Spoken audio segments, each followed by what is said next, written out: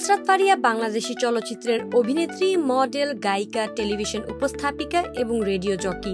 সম্প্রতি তাকে নিয়ে বেশ কিছু ঘটনা আলোচনায় এসেছে। এর মধ্যে উল্লেখযোগ্য হলো একটি হত্যাচেষ্টা মামলায় আসামি করে গ্রেফতার করা হয়েছিল তাকে ঘিরে বর্তমানে চলছে অনেক আলোচনা সমালোচনা। 1 মাস আগে মামলা থেকে জামিন পাওয়ার পর কাজে ফিরে আবারও আলোচনায় এসেছেন চিত্রনায়িকা নুসরাত ফারিয়া। তবে এবার আলোচনার কেন্দ্রবিন্দুতে এসেছে তার প্রকাশিত একটি রিলস ভিডিও, যা ইতোমধ্যেই সামাজিক মাধ্যমে ঝড় তুলেছে।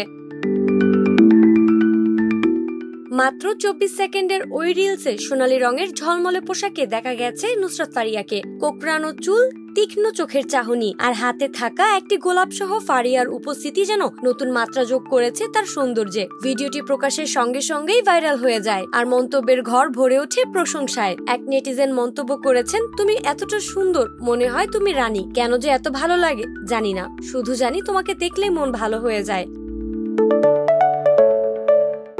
ভিডিওটি প্রকাশের পরপরই তা মুহূর্তে ছড়িয়ে পড়ে ফেসবুক ও ইনস্টাগ্রামে। রিলসের কমেন্ট সেকশনে ভক্তদের উচ্ছ্বাস চোখে পড়ার মতো। কেউ কেউ ফারিয়াকে তুরস্কের জনপ্রিয় অভিনেত্রীর সঙ্গেও তুলনা করছেন। একজন লিখেছেন, হঠাৎ করে খুব গ্ল্যামারাস লাগছে। আরেকজন মন্তব্য করেছেন, তোমাকে দেখতে অসাধারণ লাগছে, সুন্দর ও অত্যন্ত আকর্ষণীয়। সামাজিক যোগাযোগ মাধ্যমে এই ধরনের সাড়া নতুন নয় ফারিয়ার জন্য।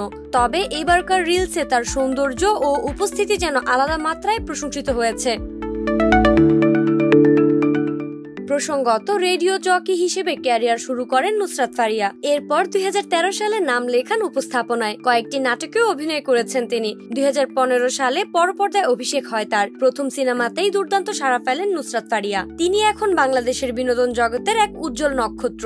একজন গুণী অভিনেত্রী, টেলিভিশন উপস্থাপিকা, গায়িকা ও মডেল হিসেবে তিনি তার প্রতিভার ছাপ রেখেছেন। ঢাকার চেনা জানা পরিবেশে বেড়ে ওঠা এই তরুণী কিশোর বয়স থেকেই স্বপ্ন দেখতেন আলো ঝলমলে বড় পর্দায় নিজেকে দেখার। তার স্মার্ট প্রেজেন্টেশন, ঝরঝরে উচ্চারণ এবং ক্যামেরার সামনে স্বাচ্ছন্দ্যপূর্ণ উপস্থিতি তাকে দ্রুত জনপ্রিয় করে তোলে। নুসরাত ফারিয়া একজন নিয়মিত পাঠক। তিনি জানিয়েছেন, ফিকশন এবং আত্মজীবনীমূলক বই পড়তে পছন্দ করেন তিনি। এছাড়া তার শখের তালিকায় রয়েছে ভ্রমণ, রান্না এবং ফিটনেস। সোশ্যাল মিডিয়াতেও তিনি সক্রিয়। নিয়মিতই ভক্তদের সঙ্গে নিজের কাজ, মতামত এবং ব্যক্তিগত জীবনের খণ্ডচিত্র শেয়ার করেন তিনি। নাইমি জান্নাত ব্যাপ্তি, শোবিজ 24, ঢাকা।